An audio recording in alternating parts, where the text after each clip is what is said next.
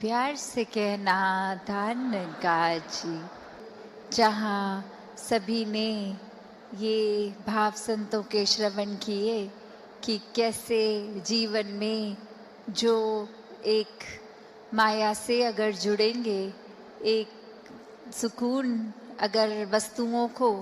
या परिस्थितियों को बनाएंगे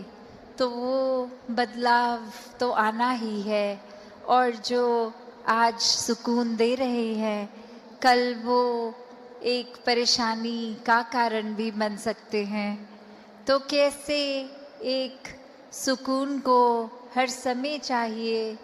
तो संतों ने यही समझाया कि इस परमात्मा, इस निराकार, इस अविनाशी के साथ जुड़ना है, क्योंकि ये हमेशा से कायम दायम है और रहेगा। इसके साथ कोई बदलाव होगा नहीं।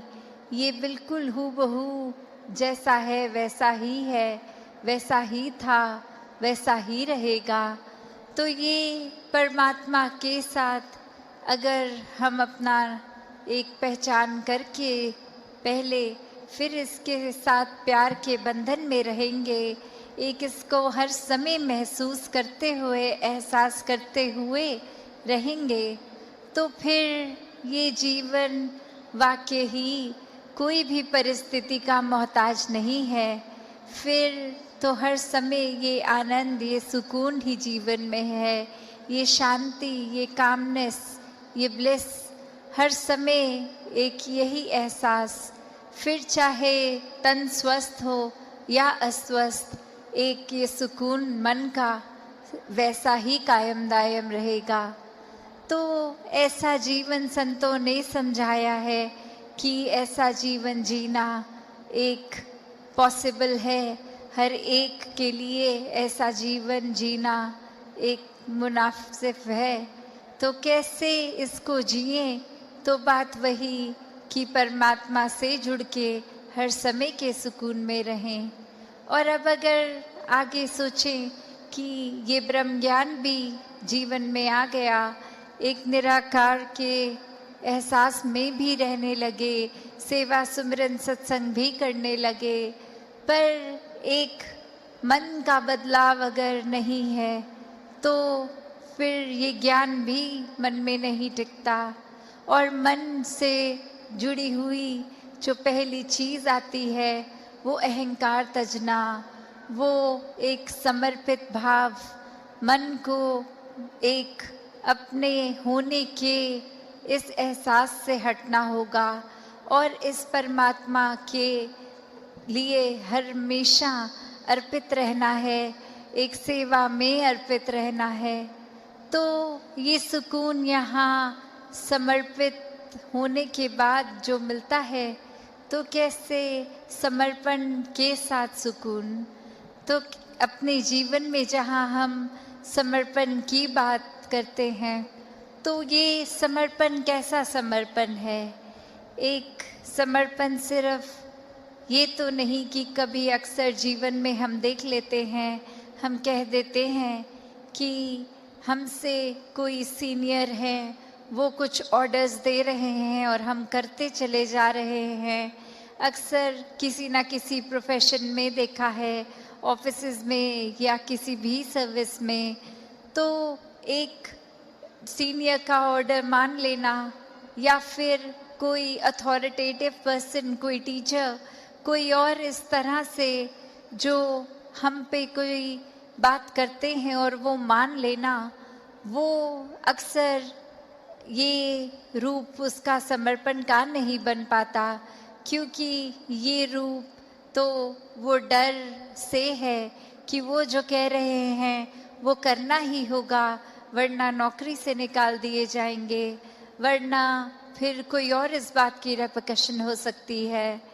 तो एक वो बात मानना वो हर प्रोफेशन में हो जाता है, पर मन वहाँ समर्पित नहीं होता। वो किसी भय के कारण या किसी और अन्य कारण से समर्पण होता है। तो यहाँ समर्पण होना मतलब एक दिल में प्रेम को रखते हुए प्रेम से समर्पित होना, ये प्यार से अपने आप को खोकर सिर्फ इस परमात्मा का होकर, ये समर्पित भाव मन का अगर इस तरह का समर्पण है तो वो मुबारक समर्पण है। तो कैसे एक अक्सर बात ये होती है कि हमने समर्पण अगर कर दिया तो ये जो इतने सालों में अक्सर अगर हम सोच के भी देखें कि छोटी उम्र से ही पढ़ते लिखते एक डिग्रियां मिल गई, एक हमें कोई और उपाधि मिल गई, तो ये कमाने के लिए चाहे कितने वर्ष लग गए, पर जब समर्पण की बात आती है, अहंकार को तजने की, अहंकार गंवाने की, तो उसमें उतने ही साल नहीं लगते। ये तो एक पल में ही समर्पण हो जाता है। जैसे ही ये मन समझ लेता है कि ये शरीर मैं नहीं हूँ, ये आत्मा का असली रूप परमात्मा है और शरीर ने तो अपनी यात्रा कुछ सालों में करके इसका एक विनाश हो जाना है, तो कैसे ये समर्पित जीवन जिया जाए जब तक जीवन है। तो बात वही एक कहानी के साथ तास अपनी रखना चाहेगी कि एक बार एक गुरु के पास शिष्य आता है जो काफ़ी सालों के बाद, और आते ही अपने गुरु के आगे 1000 सोने की गिनियाँ दे देता है और ये कहता है कि इतने वर्ष मैंने काम काज किया और बात मन में यही आती रही कि आपके सामने आशीर्वाद लेंगे जब 1000 गिनियाँ पूरी हो जाएंगी, और आज ये बोरी भर के आपके पास ये समर्पित करने के लिए आए हैं और आप इसको कबूल कीजिए। वहीं वो गुरु वो लेकर सामान अपने शिष्य से कहता है कि ठीक है, तुमने ये दी, मैंने स्वीकार करी, और अब ये जो सामने नदी बह रही है, सारी की सारी ये गिनियाँ उस पानी में बहा दो। और अब वो शिष्य के मन में सवाल कि क्या ये एक क्या ही बात हुई, इतनी मेहनत जो करी कि गुरु को देंगे और अब वो दे भी दिया, तो उसके बाद वो इसको अपने पास नहीं रख रहे हैं, वो इसको नदी में बहाने को कह रहे हैं।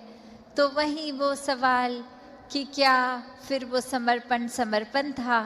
कि अगर एक क्या होगा अब उस वस्तु का, जिस तरह हम देना चाह रहे थे वो उस तरह अपनाई नहीं गई, उसको साथ तो कुछ और ही करने को कह दिया।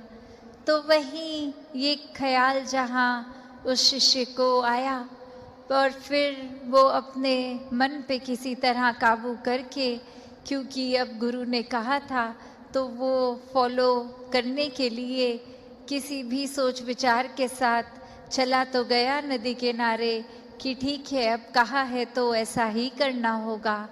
और वहीं काफ़ी देर हो गई और अब गुरु भी इंतज़ार कर रहा है कि ये इतनी देर से लौट के नहीं आया, इतनी देर क्यों लग रही है वो उसको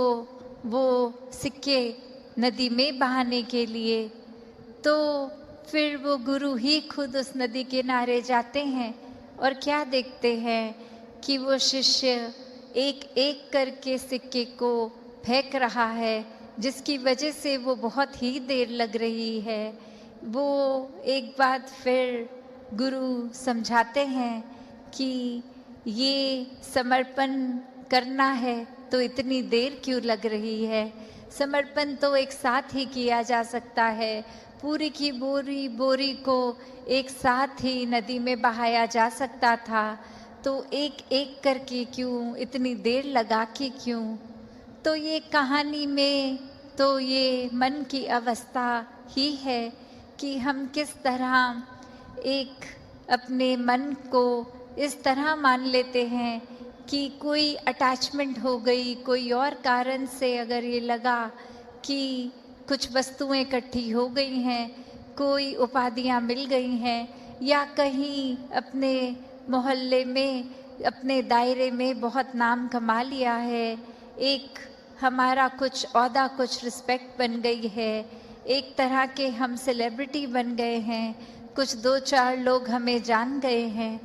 तो ये एक इम्पॉर्टेंट होने का अहंकार या कोई और तरह का अहंकार ये मन में घर कर लेता है। तो ये सारी चीज़ें सिर्फ इस्तेमाल के लिए और सदुपयोग के ही काम आए। दातार हर एक पे कृपा करे कि सुकून जीवन में सबके भरा रहे, सेवा भाव, एक समर्पित मन, इस तरह का जीवन हर कोई जीता जाए। साथ संगत जी, धन निरंकार।